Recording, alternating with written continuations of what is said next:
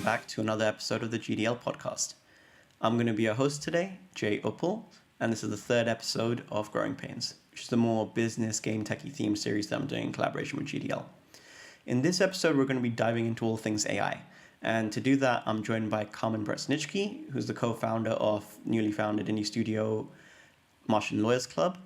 MLC quite heavily uses AI within their game development system, specifically within the player experience itself, allowing players to somewhat break the game system and giving them greater freedom in terms of how they're going to be interacting with the games. I'm pretty excited about how they're going about using the AI technology, so it's quite interesting to hear from Carmen about some of the things that they've been doing there, and also to get his take on the wider AI landscape right now. Carmen himself has been in the AI space for about a decade now, previously being an AI researcher before transitioning into games. So our conversation was quite insightful for me, and I definitely know I learned a lot about the AI space itself. And I hope anyone that wants to know a bit about what's been happening there will get some useful tidbits from this episode. Now, that's enough from me. I'll let you get on with the show.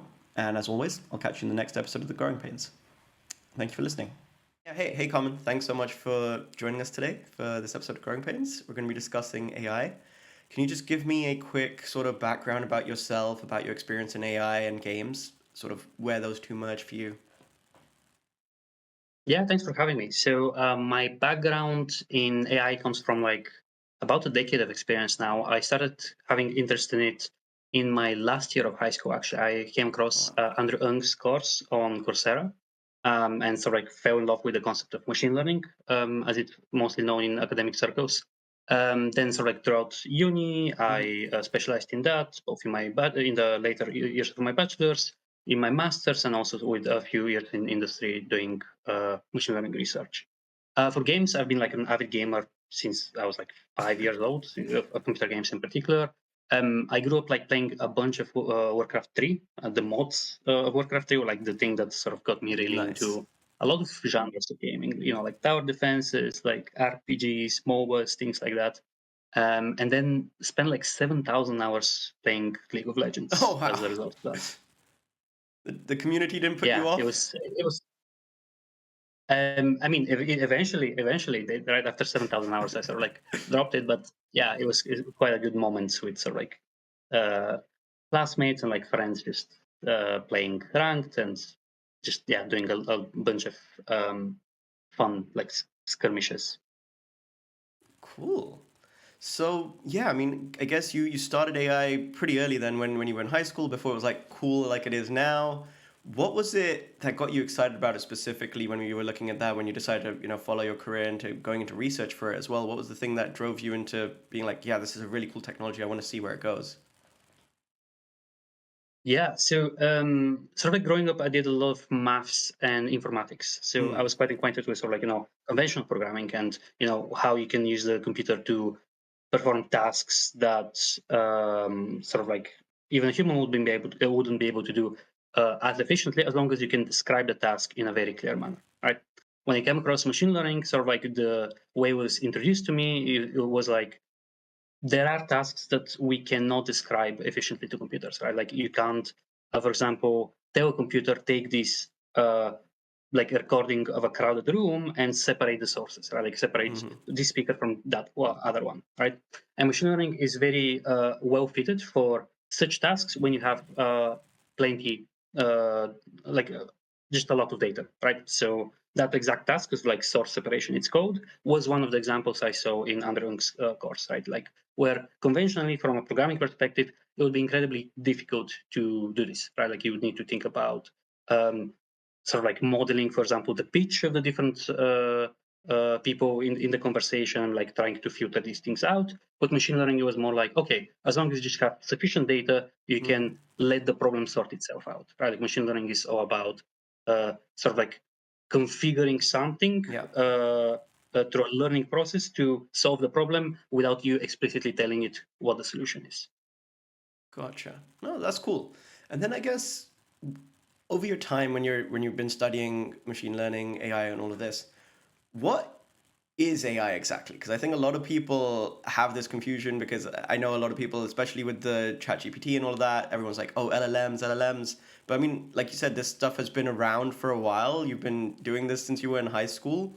What is AI to you, and what is it in contextually like what people think about it today? Because I think there's a lot of confusion about what exactly does AI constitute? Is it just the LLM? Is it just doing machine learning? And what is it there for essentially? Yeah, that's a very good question. So basically, that term has been overwritten in meaning like at least 5 times throughout history, right? So if you look back to the 1960s, like when people were talking about artificial intelligence, AI, they were talking a lot about like symbolic methods, trying to sort of like come up with hard rules that are like logical rules that you follow to basically be able to deduce things, right? Like almost deductive logic. You have these premises, and like based on them, you can um, get to this conclusion right here, right? Mm. Then sort of like later on in the like 80s, neural networks started to get become more favorable, but then fell out of favor in the 90s. So there's like this long history as to like, you know, what the dominant philosophy about like how to achieve artificial intelligence is going to be, right? So Yeah. since 2020, large language models have been most of the conversation when it comes to artificial intelligence. And a big sort of like exciting other branch of that is diffusion models, which is the thing that allow you, things that allow you to generate images, synthesize images from Yeah. text more efficiently. Yeah. And then So when I sorry no, no, when I speak about artificial intelligence, I usually like to make a distinction between machine learning and the broader category of artificial intelligence. So in artificial intelligence, a lot of things fall under that umbrella. Like you could claim that sort of a very basic statistical analysis could fall under the yeah. umbrella of artificial intelligence. So when people talk about machine learning, they usually sort of like are talking about a more specific subcategory of that. And then you have even sort of like deeper subcategory of that, which is called deep learning, which is these artificial neural networks that have swept the world over the last decade.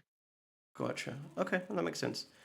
When we're thinking now about AI, then what are some common misconceptions that people have about the current state of things? Obviously, in this day, it's pretty much very common to see almost any SaaS or any technology company just tack on AI at the end. They have some basic chatbots and things, and they're like, "Oh yeah, we're AI now."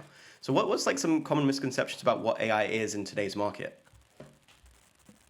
That's a very interesting question to think about. So I think most fundamentally, people really struggle to think about how the AI does inference, sort of like how it thinks, if you will. Um, because it's like large language models use English or like whatever language, we try to ascribe uh, human-like thinking processes to them, right? Hmm. So when you see like a piece of text being generated, you're like, okay, well, this is in English, therefore the thing that produced this English text must like operate like an English speaker, right? But the fact of the matter is that that is not the correct way to think about it, right? Hmm. So I quite like the movie Arrival, Yeah. where sort of like these alien creatures arrive, where sort of like the translator is trying to understand their language Hmm. and sort of their alphabet is different and sort of like encompasses their different way of thinking, right? We don't quite have this here because we have this sort of like functional, like this mechanism that produces English text Yeah. like the same alphabet as us, but the processes that underlie that production are so different to how humans operate, right? So you're probably familiar with the concept of hallucination, right? Like people talk Hmm. about like how LLMs produce hallucinations. That's a bit of a misnomer because that suggests that there is a correct mode of operation for LLMs, and they're out of that correct mode of operations when they hallucinate.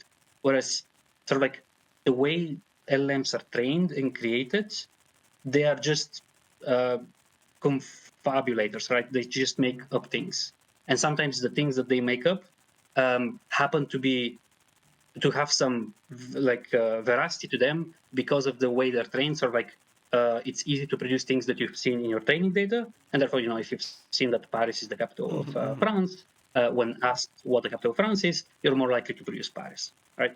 So I see a lot of conversations about like trying to remove hallucinations from LLMs That's not as easy as sort of like fixing an erroneous program.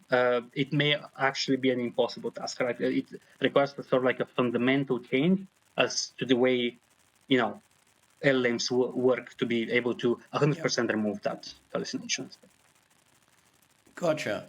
And then I guess what would you like give in terms of advice to anyone that's looking to partner with a company that apparently does something with AI, whether it's looking at the future models for art and things, or kind of just general creatives and things like that. So how would you how would you be able to distinguish what's a good partner in terms of the AI model that they're using, in terms of the systems that they're offering right now? What do you generally look out for there? Yeah, it's a little bit of a complicated question for me to answer, because from my point of view, I would be looking at sort of technical details, right? Like I would be looking at whether they're just a third-party wrapper around an existing architecture, or like maybe they're self-hosting that model that requires some technical Yeah. knowledge. Maybe they fine-tune the model, which like requires further technical knowledge, right? So like the depth of understanding of the entire stack definitely helps to assess how much of an expert they are in the field, right?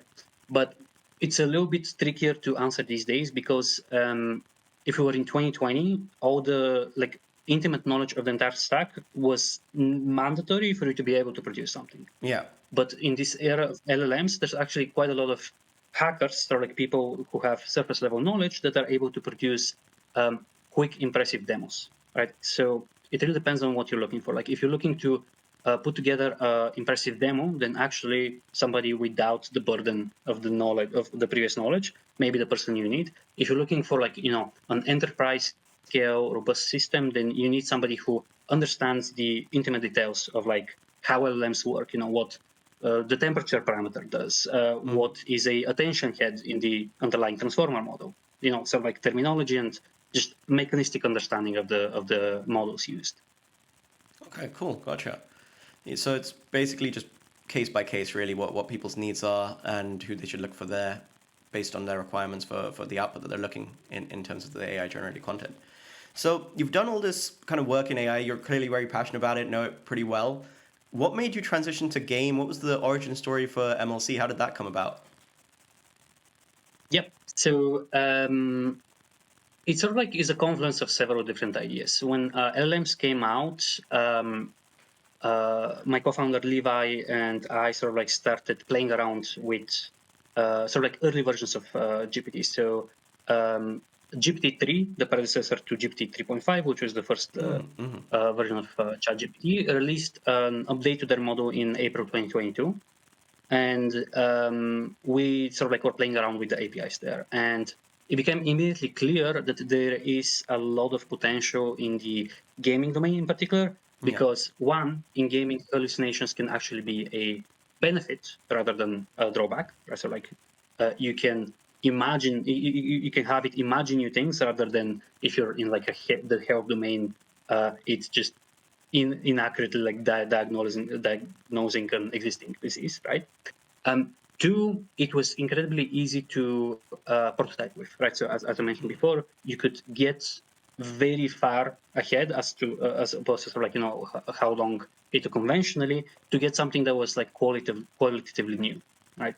So all throughout like 2022, we were experimenting with several different things. We went through ideas about like intelligent NPCs that we're seeing right now. When image generation rolled around, we sort of like did even a small like prototype game that was like a text adventure with images and things like that. But that wasn't like really that interesting, as because we have played a lot of games, we were aware that it's the game mechanics, it's the functionality underlying everything that makes for a game to be like fundamentally different to what Yeah. has been there before. And the thing that powers functionality is code, right? So what we drilled into and sort of like focused on was code generation. Cool. And then I guess what I'm understanding with the MLC product specifically is it essentially alters the game design, right? Like the player can interact with the game, they'll get something new based on sort of an AI generated piece based on their inputs. How do you balance something like that? How do you look to incorporate AI in such a crucial way within the actual game design and game system that it's balanced and keeps the player kind of returning and has a good experience for them? when you're, essentially allowing them to break half the game, maybe? Yeah, I think that's a fantastic question. It's really fascinating. We don't have a concrete answer to this, right? It's almost like if you throw yourself back like, in the early to mid 90s, you're now having like these 3D games and you're asking like, how do, I make a meaningful and interesting 3D game? You can't really borrow the terminology of like a 2D game or a text like adventure game. You need to come up with novel concepts, right? So, for GUG, our first game, we are focusing on a single player roguelike experience that just allows you to experiment quite a lot, right? So like it's almost got this sandbox component.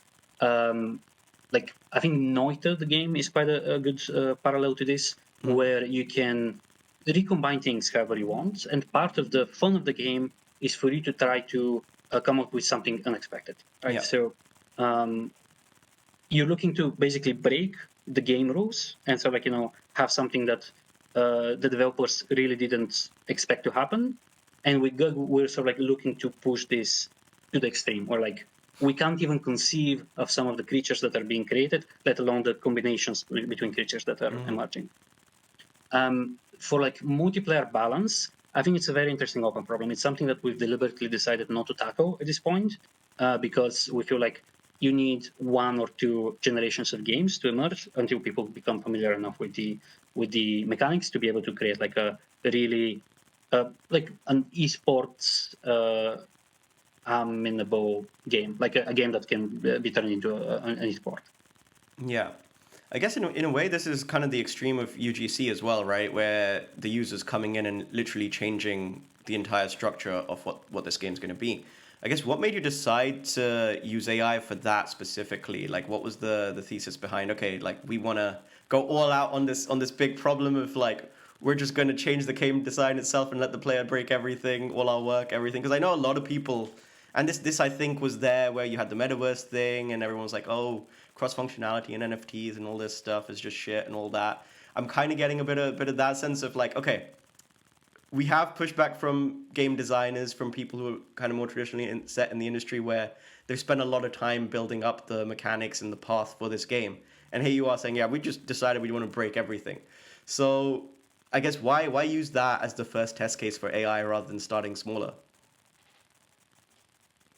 Yep, that's also a very, very interesting question. So I think a big issue of the NFT, like a big reason for the NFT failure was that it was a technology first solution, right? Like it was a technology in search of game design that sort of like, facilitates that. We've seen other examples of this, like there was this company Improbable that I was quite excited about for quite a few years that got large amounts of funding to try to create like this incredibly mass multiplayer experience. And the issue there again was like, the game development side of things and the technology side of things didn't like really mesh well, and we didn't get a product in the end, right? So the result of GUG is basically looking to find that middle ground between game design and technology. Right? Like the technology can allow you to just fundamentally change the underlying code base in wild ways that are like not even imaginable, I think, at this moment, right? But you also want to make an interesting game out of it, right? So if you just showcase technical capabilities, people will like engage with it for like 10 minutes, be like, oh yeah, that's pretty cool, and move on, right?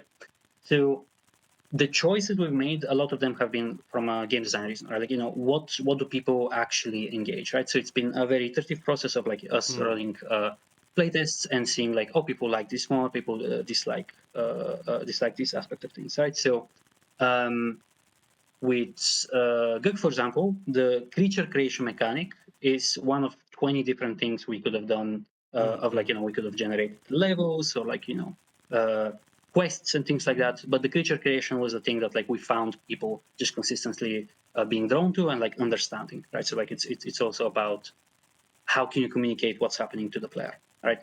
So that's one aspect of things, and then like the breakability of the game. That one, I guess, is driven a little bit more by the technology of it. Is we're looking to have as much flexibility as possible, right? Yeah. We're looking to open up this playground, like this sandbox, and let people go wild with it, right? And if we start constraining the game design, being like, oh, you shouldn't be able to do this because it's too overpowered, or like, this makes your creature have like too much of an attack, then you very quickly arrive at like a conventional game design. Like you almost have like a conventional procedural generation pipeline plus, like a smile increment. So we've had to, like make these compromises on both sides of things. And because we've seen some games like Noita get away with being able to provide toolery to the player that allows them to fundamentally like break the assumptions of the game, and we've had a lot of fun with that. We also decided to lean into that side of things. No, I mean, it makes sense, and I think that's super exciting. So I guess what is the end goal with MLC? Is it just to see what this technology can do in terms of the game design? Is it to refine pretty much all elements of the game building process?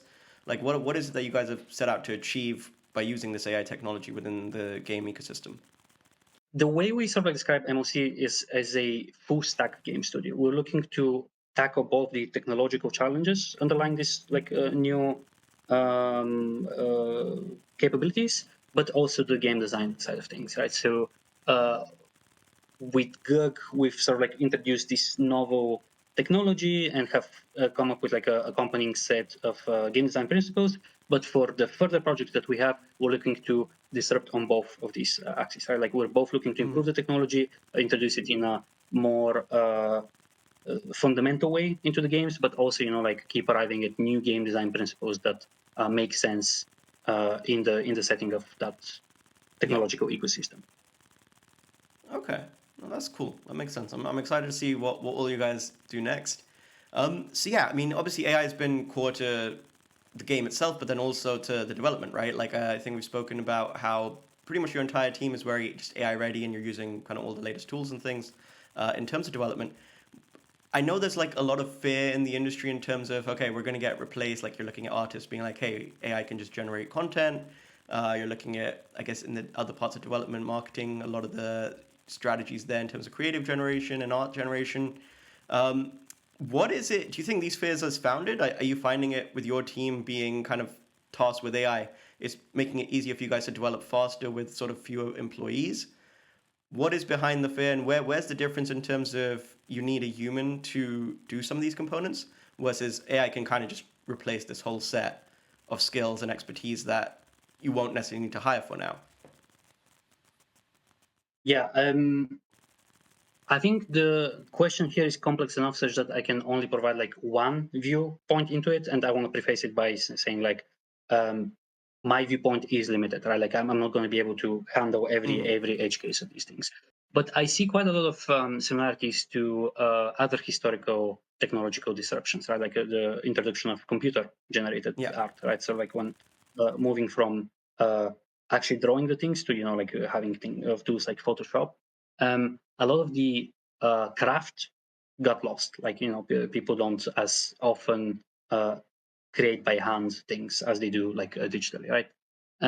Again, here we are faced with a new wave of tools that for a while people were wondering whether they would be able to outright replace artists, but that doesn't seem to be the case, right? Like they are changing how the craft is done, right? Instead of like the most simple terms possible that are sort of like oversimplifying things. You're moving away from like being able to compose things together by hand towards sort of like more being able to prompt a model both through text but like also through a composition, like a scene composition input that you're providing to be able to create like a final scene, right? And it seems like at least at this stage the tools are not there where you can just write a single sentence and get the exact result that you want from that. So you still require the creative vision to say I want to get this general thing. Now there's like a craft to it of like me using the existing tools to get that efficiently, right? So it is a danger to the existing craft of say Photoshop use, right? Because we're changing one to Photoshop for another, which is like all these new pipelines that are emerging.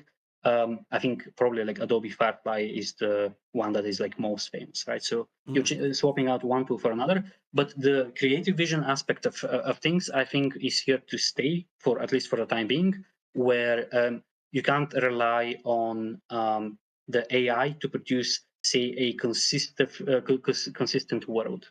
You may generate a very pleasant image one and a very pleasant image two, but having those two mesh together still requires quite a lot of human effort. Yeah.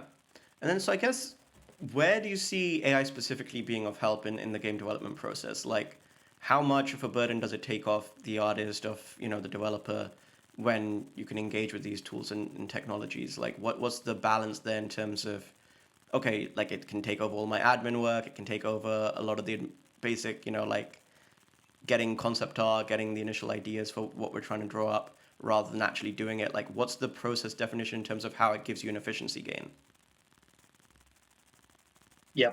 I'm gonna answer this in two parts. The former part I'm less excited about, so I'm just gonna briefly gloss over it. It allows you to automate away the monotony of a lot of the work, right? So when you, like an example I've seen being given is like when you think about MMORPG, like say World of Warcraft, and you think about, like the hundreds of inns that there are throughout the world, and having each inn have its own bespoke chair, that's probably a human sat down and 3D modeled that specific chair, right?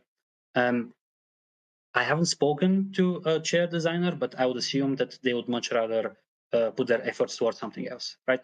So there is like a monotony that emerges from like repeated work that my guess is a lot of people would like to automate away, right? And AI can allow you to just, create a chair model and generate 100 different variations of that without needing to replicate that work 100 times, right? I personally don't find that very exciting, and I'm also not a sufficient expert such that I can boldly claim this is a net good for humanity. I really hope that's the case, but I'm happy to be proven wrong there. The more interesting aspect of things, I think, is in looking at what new is possible. Right, so like what the technology unlocks as things that were not previously possible. So when we look at procedural generation pipelines, we've seen quite a lot of games, say Spore, that allow you to do character customization, and people find that very appealing, right? So like personalization of a Yeah. character is something that a lot of people enjoy. But the axes of personalization have historically been always constrained, right? So like with time, we've been getting like more and more fine-grained axes, but it always feels like you're playing within the box that the developers have Yeah. set out for you, right? I think now we are more departing from this convention like procedural generation or character customization. That like the two sides of the same coin, I would say. Um, by having these models that have been trained on vast amounts of data, such that like this bounding box, this sandbox that you're constrained to, now is so much larger that it almost feels like in a lifetime a single person cannot explore it all. Right. So well, that's one axis of things, and the other axis of things is just because of the swiftness with which you can produce new things. This now unlocks the capability to have this personalization happen on the go as part of the core gameplay loop, right? So Yeah. rather than you sitting down and spending 5 hours creating a character that looks like yourself or your friend, you can have tens upon tens of like characters with their bespoke personality be created by you, like you providing the impulse, and then have them sort of like operate in the world. Yeah. So a lot of it just, I guess, is making things simpler, and people have more, I guess, breadth to explore with in a way. Um, on that, I suppose, what is the reception that you've been seeing from sort of the industry? Because I know we met at a bunch of the games events, and you displayed your game at Gamescom as well. So what was the reaction from the industry side when they're seeing you build this thing, which is so AI centric? How was the general reaction when they were like, okay, we're putting this at the core of the development? What was some of the skepticism? What was some of the reception that you got from the industry side? Yeah, it's actually quite surprising because when we set out to do this, we were incredibly worried about the perception that we would get from people because a lot of people perceive AI as something that's coming for their job and sort of feel threatened and endangered. I would say that has actually been quite a small percentage of people we've interacted with. And I think there's probably two reasons for this happening.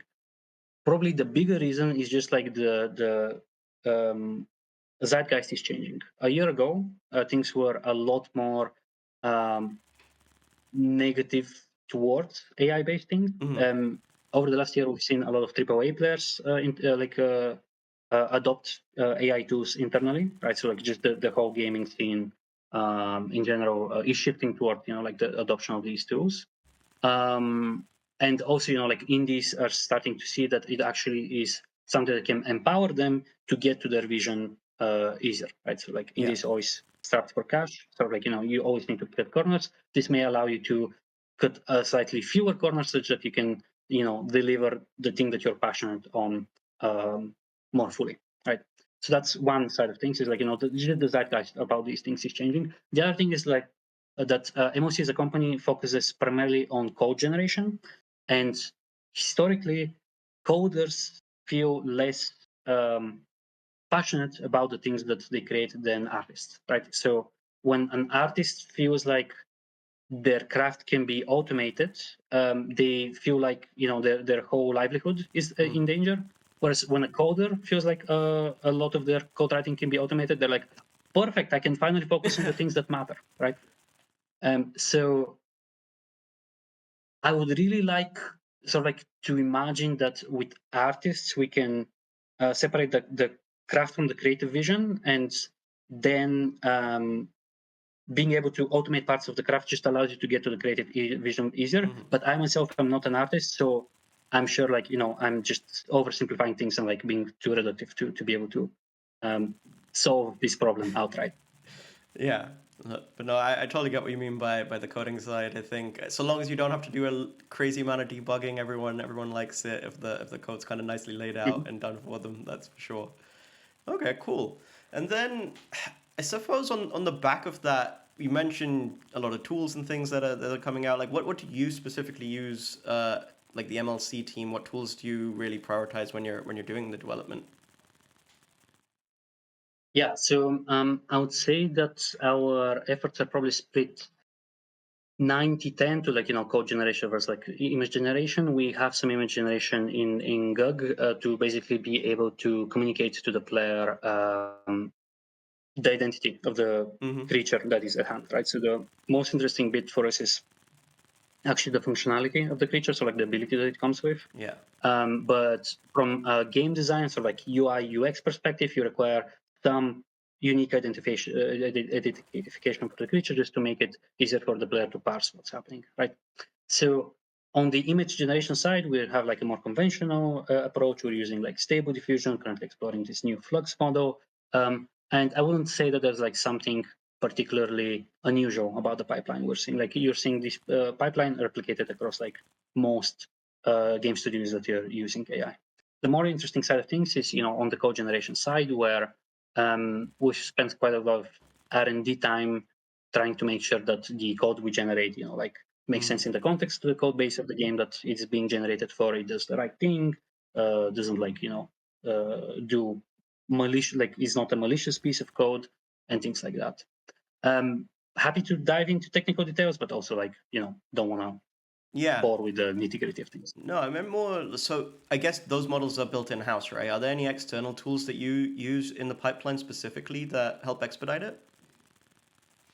Yeah, for sure. So there's things that are built in house, but for example, take the stable diffusion thing. Right? Stable diffusion is something that is not built in house. Yeah. We have fine tuned the model. We've made it our own, if you will, but the large amount of effort put towards stable diffusion training is something that was, outside of the company. We're relying on open source for that. Likewise, on the code generation side, we have internal sort of R&D trying to see how far we can push small language models towards code generation, but it's still the fact of the matter that gigantic language models such as OpenAI's GPT-4 or Anthropic's Claude are the state of the art. Yeah. Gotcha. Nice.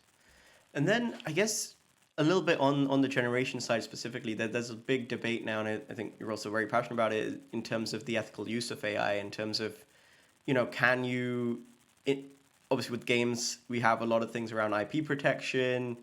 And in a lot of times, if you're looking at mobile, for instance, there's so many people that copy sort of the match three concept. And then, even in games, we get inspired, like everyone wanted to build a Souls-like or roguelike. And I mean, Souls itself inspired that whole genre in a way for the Souls-like.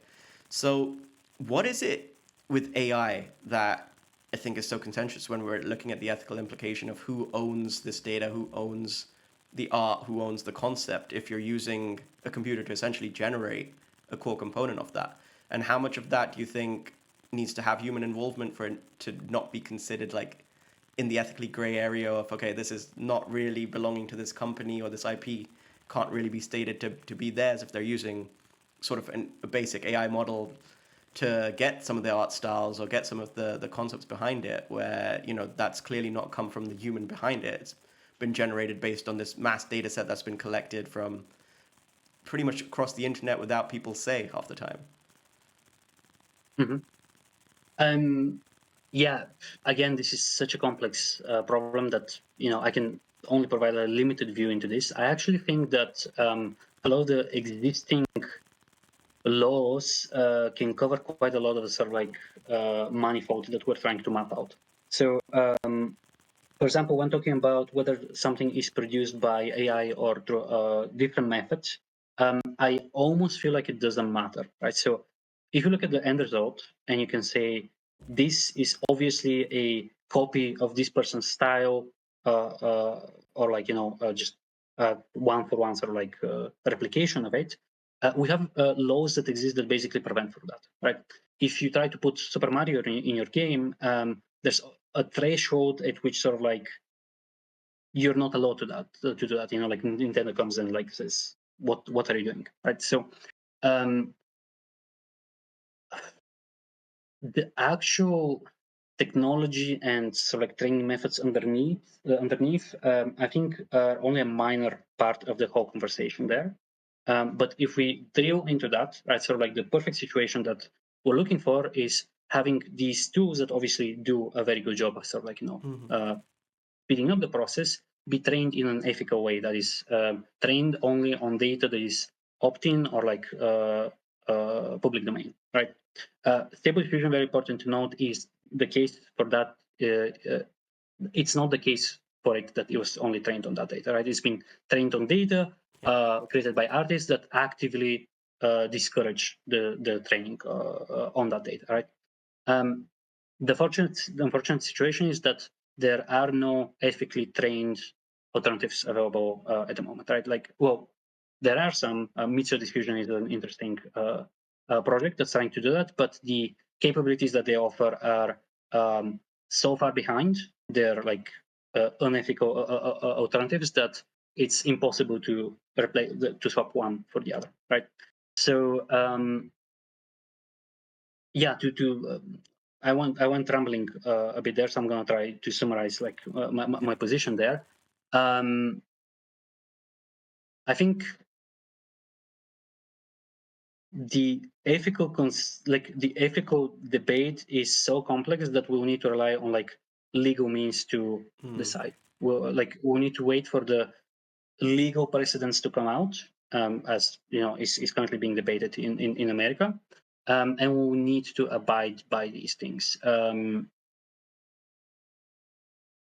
I personally like to imagine that when you're doing something meaningful and novel, you can.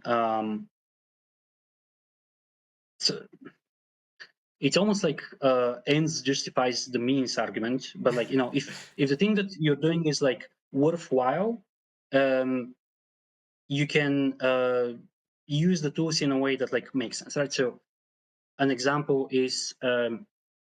Are you just replicating somebody's style, or are you recombining styles in a way that is novel, right? Like when somebody looks at the game that you're producing, are they saying this is a one-for-one copy of this particular artist's style, or are they saying, okay, well, this is something I've never seen before, right? Now, that's something I've never seen before. Could be 20% artist A, 50% artist B, and 10% artist C. And then, like things get very muddied where the question is like, how should they be remunerated for the work they've done that contributes to that. But when you think about it, humans also have historically been doing that. Like, when you look at a Renaissance artist, he has been influenced by the entirety of human history in the way they produce the art, right? So it's a very complex topic if you sort of like try to split things, like if you try to attribute things in like correct fractions. So I think the only way out of that because is to just rely on the legal framework and understand what is legally allowed to do and what is legally not allowed to do. Okay, so essentially wait for the regulations to catch up in a way to get to that state.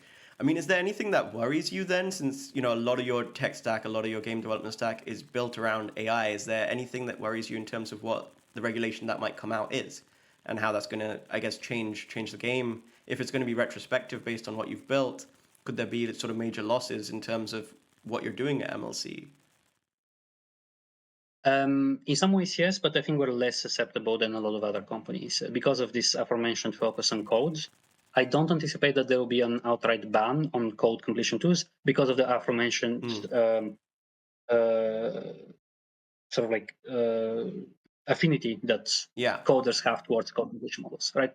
So we may be hit if it gets applied like retrospectively, but I think like you guys use Stable Diffusion, you have to pay some damages to like the artist on whose art that was trained, or like you're banned from using that, and then we have to scramble a bit and sort of like figure out how we can try to replicate the capabilities that we have in terms of like image generation as close as possible. But I don't anticipate that like the code generation bit, which is the more interesting thing, will be outright hit by legislation in a severe enough way.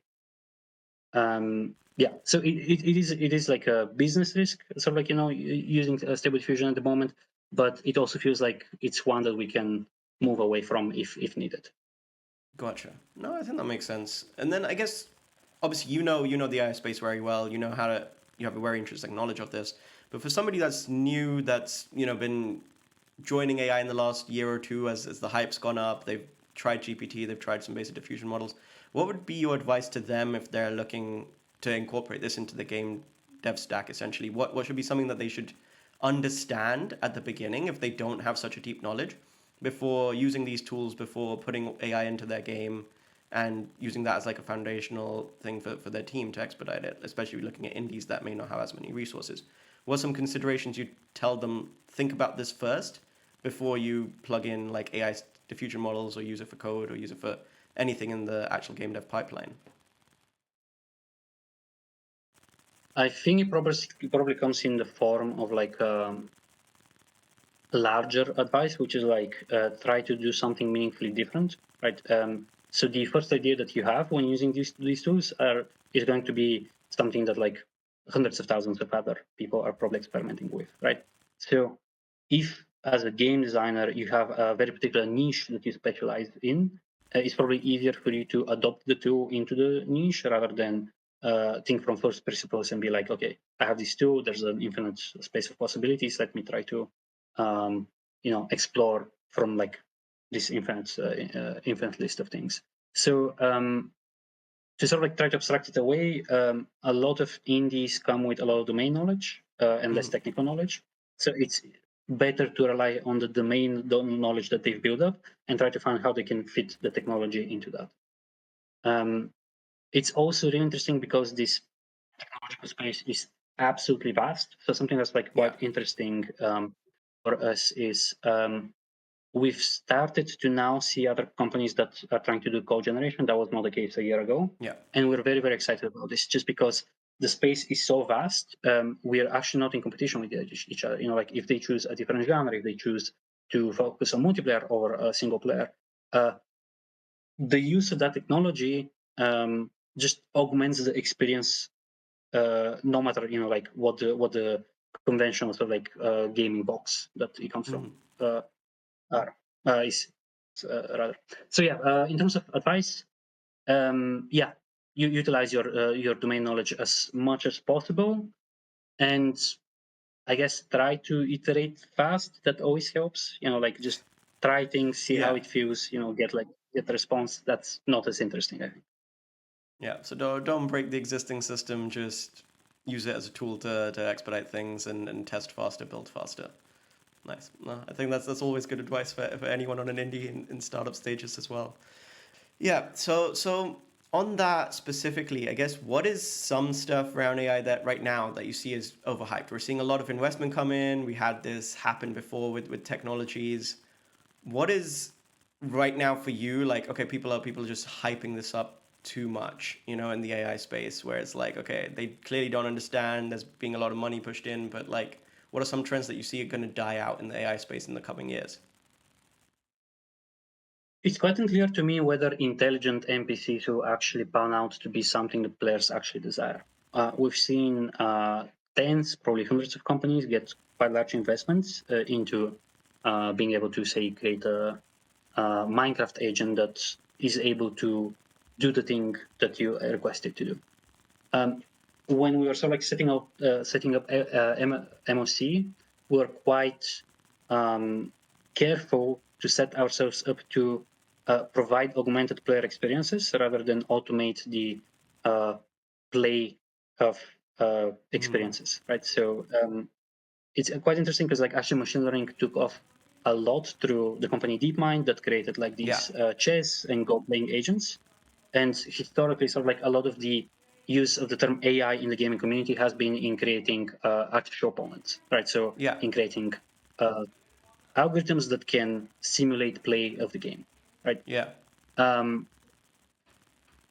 but the interesting bit there is that the task is often not to create the most efficiently playing agent, but rather to create something that plays like a human, sort of like, just simulates the experience of playing like a human. So these new models actually quite a lot of the time turn out to be too efficient and have to be artificially scaled back. So Okay. in some games, they're completely unable to play them. In other games, they're able to sweep the floor with the player, and neither of those experiences is actually a pleasant one, right? Yeah. So these intelligent NPCs are not best suited as sort of like something that opposes the player, and probably have more meaning as a companion to the player. But then it becomes quite difficult to understand whether the player enjoys just giving commands and having them be fulfilled by like an agent or not. Like I'm sure there's an interesting game to be made around that, but I don't know whether this is like as universal as a lot of the companies seem to think is the case.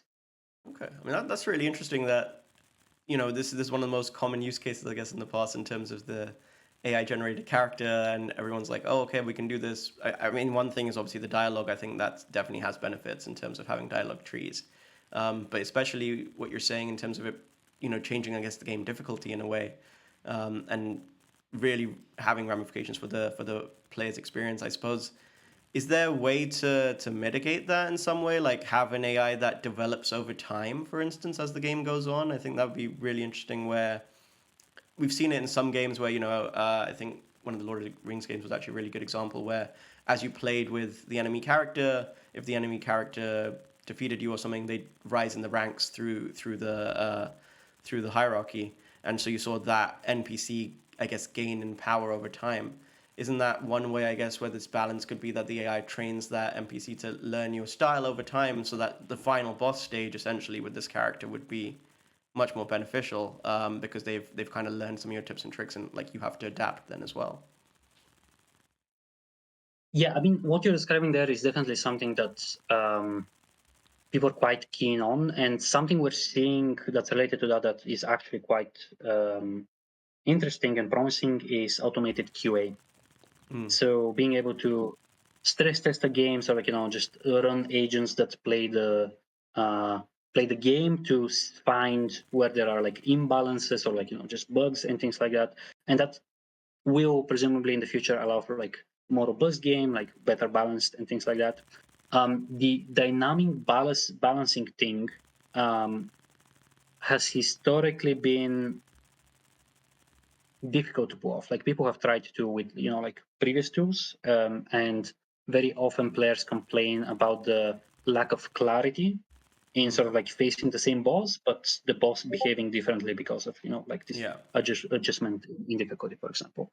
So that's not to say that it's impossible to pull off. And now that we have better tools, you are better geared to try to tackle that problem. But it's not a trivial problem to do, right? Like historically, Gotcha. we've seen that people have failed to do that. And then you had another one. So one was like the adaptive difficulty of bosses, and the other one was just like the AI learning alongside you, sort of like remembering the context of the play experience there. Yeah, I think that's quite interesting. Sort of like these intelligent conversations that you mentioned are make for an amazing demo. Like the first time you see it, your Yeah. mind just gets completely blown away. A lot of the current prototypes we're seeing on the market suffer from just a limited context window, right? So like once you get past a short conversation, very often things break down, whether like they slip out of character and you have like a medieval orc talking about nuclear physics, or they like forget something that's happened in a very unhuman way. It sort of like breaks the illusion. Sort of like just I haven't seen a consistent character being produced based on LLMs so far. Okay. But it's definitely something that I guess as the research goes is something that could come around in the future, I suppose. I mean, I think Yeah, a lot of GPT, a lot of Gemini, a lot of the features that they're looking on is trying to build that human interaction with these almost personal assistant systems. So I can definitely see, I guess, in the future when games gets to that stage as well and these become more natural, you do get to a point where a character could seamlessly fit into almost a human like element within the game. Um, for sure. But something to add there is sort of like if you're able to get that experience from GPT chat window, how much additional value are you getting that from having that in game? Right, so like you already have the capability to generate the text and like to synthesize yeah. voice in like an external chat GPT like application. Integrating that into the actual game, um, for me, it doesn't feel like a fundamental value add, like a sufficiently high value add there. No, that's fair. I could be wrong. No, I think that's a fair point. One thing I did want to, I guess, take it back to in terms of what you mentioned earlier was almost this no code thing. We've seen growth of the coding platforms helping with AI. How much do you think a person needs to know now in terms of what's happening with no code platforms coming up? How much code does a person need to know to develop a game in this day? Do you think these no code platforms or the AI generated kind of coding help systems will replace a need for you to be a very heavy technical coder? Or do you think there's still a requirement at the current stage of where the technology is for you to learn code and know about these systems before using kind of an AI tool to help with code generation? Yeah, it really depends on the goal that you have. So I really like to go back to the Warcraft 3 modding days because we've seen that uh, pure game design can get you there. Like so, Dota, the custom map Dota, which resulted in like the whole MOBA genre, including League of Legends, was predominantly in its initial stages created by recombining existing things in a no-code fashion. Right, like the world editor in Warcraft 3 was just incredibly flexible, so that you can sort of like rearrange a lot of components and create custom abilities using like control flow without like writing code. In the later stages, there was like quite a lot of coding as the game got more complex. But we in the modern days have like quite a lot of no-code solutions that can get you quite far. Like you can make a game maker game that can be heavily narrative, or like if you're making a visual novel, I'm sure there's like engines that allow you to do that without writing a single line of code. So it really depends on what you're targeting to do, right? Like when you're setting out to build a game, are you looking to just tell a story? Are you looking to create a novel game mechanic? Are you looking to express a particular art style? And for indies, you very often need to focus on one pillar and like just focus in on that thing. So if you decide that the game mechanic will be the thing that sort of like lifts your game and sort of like makes you stand out, then you likely require knowledge of how to code because that's how you express game Mm-hmm. mechanics a lot of the time. Even that gets somewhat challenged in Unreal because of the blueprint schemes. So I guess it like depends on how much you're departing from like the conventional. Um, I would say it's now better than ever to be somebody with an idea and without a coding skill, in terms of like likelihood of you being able to complete the game. Yeah. But I think if you don't know how to code, you will have to make some compromises where you want to have something be a certain way, and the tools you have just do not allow you to get it to be like that, right? Yeah. And even that in itself may not be a bad thing, because like constraints breed creativity. Yeah. So if you learn how to take advantage of the constraints that you're having in the particular engine that you're working with, that could make for a better game. But I think it's less about whether you should be able to code or not, and more about like managing the expectations of what you'll be able to pull off depending on the skill set that you have. Gotcha. No, I think that that's a very good case for, I guess, breeding creativity within these limits and enabling different people to try this, even if they don't have sort of the traditional coding background, and like, hey, I need to learn this for the next decade before I can do anything useful with it. Bring it to the entire AI ecosystem that you see right now. Like, what are your thoughts on where we are right now? Obviously, you've seen this from, I guess, the high school, like before it was cool to this stage now where it's changed, and a lot of that's been driven by things like OpenAI and the big systems that we're getting with things like ChatGPT, and everyone's sort of chasing that right now. So how have you seen this AI space grow, and what's your concern with it becoming mainstream now? And then what are you excited for in the future? Yeah, good question. Now I'm slightly departing from an MLC centric view Yeah. here, and like still talking more from like a personal experience. I have seen it go into the mainstream, right? So like when you said machine learning in 2016, nobody outside of like your immediate circle of like R&D people knew what you were talking about, right? Now AI is almost ubiquitous. I still get surprised by like stats like only 45% of Americans know about ChatGPT, because I sometimes struggle to think about how you are able to operate efficiently without the use of like such systems in your everyday life. Um, but yeah, so sort of like a big change that's happened there is sort of machine learning going from like deep sky blue sky research, sorry, deep blue sky research, and R&D more into like productionization, right? Mm. So a lot of the interesting fundamental theoretical problems have been put on the back burner while we exploit the technical advances that have come with large language models, right? So over the last now 4 years, a lot of the discourse has moved away from how do we say replicate human intelligence, or how do we get something with general intelligence, more towards like how do we maximize the benefit of this breakthrough in capabilities that we've gotten from LLMs, right? So the worry there is that whenever you expand sort of like Mm. and popularize something, you get a lot of people that suffer from the Dunning-Kruger effect, right? So like they learn a tiny bit about the problem, believe that they're experts, and then disseminate this information at a large scale, right? So I think that harkens back to your earlier question of like when choosing to partner with somebody that Mm. offers AI capabilities, how do you choose somebody that is likely to do a good job? Part of it is likely, like track record and years of experience in the field. Like if they joined post the hype wave, it's probably more likely that they haven't drilled deep into the Yeah. less interesting, like less hypey concepts that actually make the whole thing work. Right. Yeah. Um, the dangers continue to be sort of like of the usual nature of, is there something fundamental here, or is it a lot of like uh, just A lot of nonsense talk, yeah. right? We are spending quite a lot of effort to try to prove that there is something in the particular niche that we're focusing on. But it's like a slow and steady progress thing. Like it's not something that you do overnight.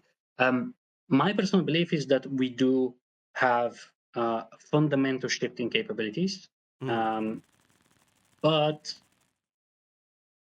we are also seeing like such large amounts of snake oil being sold that Yeah. for the average consumer, I think it's almost an impossible task to do the leap of faith to say, okay, I actually think that this will work because I've seen 99 other things just not work. Yeah. I guess in a way you're gonna have to wait for a lot of this hype to die down and see who the survivors are and see when they get to the mainstream platform. It's almost like what happened with the internet bubble, right? A lot of the Mhm. companies that were on the hype train burst. Same with things like crypto and all of that in the last few years. We've seen that the hype has burst and then the incumbents that really understood what they were doing, that really had a vision for it, are the ones that ended up surviving. So I'm guessing they'll be the Yeah. ones that really drive and shape this space in the upcoming years after this initial hype that we're in right now dies down in the next year or two. No, so I guess more going into the realm of sci-fi in a way, because that's an area I really like. What are your thoughts on, I guess, the AGI and the Singularity? Are we going to get there with AI? Do you think, or do you think it's still going to be? We're not near that yet. We're still very far away from that state of artificial intelligence. The absolutely fascinating thing here is that researchers with 50 years of experience wildly disagree on this. Some believe that we are 5 years away from it. Some believe that we will not be able to achieve it in 100 years. Wow. Um, I'm personally consistently surprised by the rate of progress that we have. Like I'm usually more on the pessimistic side, where I think that we'll encounter an insurmountable hurdle and we'll be stuck there for quite some time. Um, but I may actually be giving humans too much of the benefit of the doubt, and it may actually be that like intelligence is easier to achieve than we like maybe foolishly think that it is, right? So right now, my personal wish is that the rate of progress stays at the rate that we've been observing over the past few years, or even slows down slightly, because we have some fundamental like societal problems in the Mm-hmm, catch up, mm-hmm. which is the sort of like divide between capabilities between individuals is widening at Yeah. a concerning rate. Um, but uh, that does not answer the question of like technologically, sort of like scientifically, what is the barrier? Like we continually see that we are not encountering such a barrier. Right? If in 5 years' time you tell me that we have a system that is capable of superhuman intelligence, these days I'll be like, okay, I can believe that, right? Before LLMs, I was like, that seems quite audacious, like in 10 years time to be able to do it. But like the last 5 years have been such a leap in capabilities from my point of view that you start to see how it could be possible for you to create Yeah. something that has the general intelligence to encompass sort of like the entirety of human capabilities. Yeah. And then I guess, does that concept scare you or excite you? I'm excited about it. So yeah, let me just throw this in here because I think it's like super informative when it comes to conversations about this stuff. Is in the 90s when Deep Blue beat Gary Kasparov, Mm. people were like, okay, chess is done. Nobody's gonna ever play chess again, right? And we've actually seen the opposite happen, where like interest in chess has skyrocketed due to the existence of personal assistants where you can play a game and you can Yeah. have that be analyzed by something that is superhuman, which can then provide you signal for how to improve yourself, right? So at least on the competitive side of things, we've also seen that it doesn't matter whether there's a machine that can beat every single human on the planet, because what interests humans is other humans. So we care Mm. about the competition between the best human chess players, and very, very few people watch actual AI chess competitions, right? Yeah. So I'm more of the opinion that like if you create something that is superhuman, if we can rein it in, which is a whole other conversation we could spend like 3 hours Yeah. talking about, um, it will result in higher quality of life for people, and that's sort of like concern of like feeling apathetic and sort of like like life has no meaning. We may go through a brief period of that, but overall, I think it will not be something that uh, sweeps humanity and sort of like just has humanity fall into that bucket forever. Yeah, I mean, in a way, I guess it just gives you a new mode to learn, right? And expedites that. If you have that growth mindset, you have more of a drive there and you have the tools essentially to help you get there Mhm. in a faster way, which I know definitely it's one of those things when I was in university, I was like, man, I really wish my math class would go faster. Maybe AI can Mhm. actually do that. No, cool. That's it's been a really good conversation. Thanks for obviously highlighting a lot of this stuff on AI. I know I've definitely learned a lot. There is one sort of closing tradition I do kind of trying to do in this podcast, which is more just asking this question if like what makes a fun game? Do you think it's enough to just have a fun idea and a fun concept for a game to succeed in this market? Obviously, you're very new coming into this on the indie side with MLC. So, what is your take on needing to have a fun game idea, but then I guess for your side also using technology to enable it? Where does that go in terms of is it enough just to have that fun game and that tech, or what more do you need there to succeed in the current game ecosystem? Yeah, I'm gonna answer that as a consumer rather than a game developer, right? Fair Because enough. as you said, so like I don't Yeah. have enough of a track record to be able to confidently speak there. For me, as a game player, as a consumer, I think the most fundamental thing that makes me engage with the game is being introduced with um, something novel. Most often mechanics. Like I personally care most about like a novel mechanic. Um, I think sort of like statistically, that's not necessarily the case for the entire population. But the games that stick out in my mind are not games that tell a very compelling story, but games that allow me to do something new or just Okay. like really express the gaming medium in a new way. So I'm just going to throw out my favorite game, Outer Wilds, which Oh, nice. Yeah. is incredibly cool because of its ability to issue away most conventional gaming elements, right? Mm. So as you're playing that game, you're not being directed to do something, or rather you're left to do things while also being sort of like guided in quite a nice way. Again, I can speak about like that game for hours on end, but like the reason why that game is my favorite of all time is because it showed me gaming through a new lens. Yeah. And I'm really hoping that we get a lot more games that look at gaming through that Same here. lens. But yeah. Oh, nice. Yeah, I love that game too. I also love it for the story. I think the story is amazing. It's basically like a Christopher Nolan Mhm, movie in game form, which I absolutely mhm. loved. But no, great choice. Okay, that's cool. And then yeah, just closing out. Is there anything you wanted to shout out? Anything you want listeners to check out? Whether it's looking at AI or MLC. Anything else you want to keep them aware of? Yeah, we are looking for genuine feedback on our first game guide. So we're going to be releasing that on October 8th as a pre-playable demo on Steam. Steam recently introduced the ability for people to leave reviews on the demos that they play if it has a demo page. So basically what we're looking to do there is we're looking to see whether people engage with the concepts that we're putting forward, right? Like this is something completely novel in the gaming scene. So we want to understand whether players fundamentally like it, and also how we can make it better, like how we can improve it and like make it more palatable and more engaging for the players. So yeah, if anyone's like listening to this and finds the topics that we talked about today engaging, please give the game a go and let us know what you think. Awesome. Yeah, Yeah, I yeah. definitely recommend people to check it out. I think this episode actually comes out right around that time as well. So yeah, and I guess one other question, just really quickly on that. Will for people that want to like learn more about AI, follow on from this conversation, are there any blogs or any books or any things you'd recommend where like you go to check out the latest developments in AI? Where do you look for when you're looking at, I guess, what's happening next?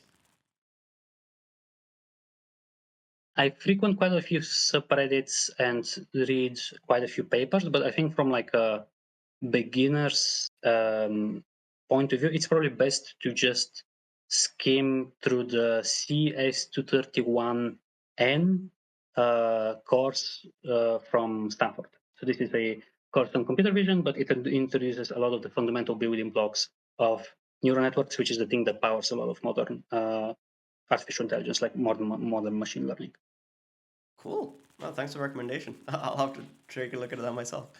Awesome. Well, thanks so much for joining us, Carmen. It's been a really interesting conversation, like I said, and like, yeah, lots and lots of information there on AI, way more than I even knew I needed, but it's definitely good to know. So thank you for joining and thank you for sharing that knowledge. It's been a great talk. Fantastic. Thanks so much for having me. Well, great. Thank you.